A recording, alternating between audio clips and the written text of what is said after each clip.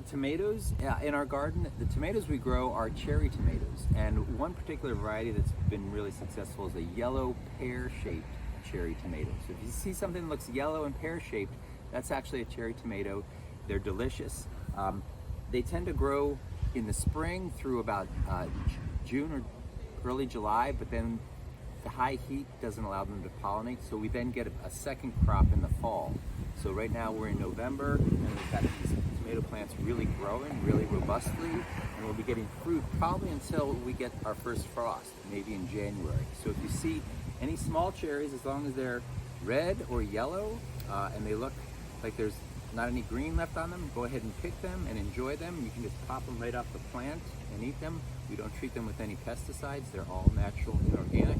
So please enjoy the cherry tomatoes. You can see the flowers over here are starting to be produced. So in a week or two, we should have some cherry tomatoes in there ready to harvest.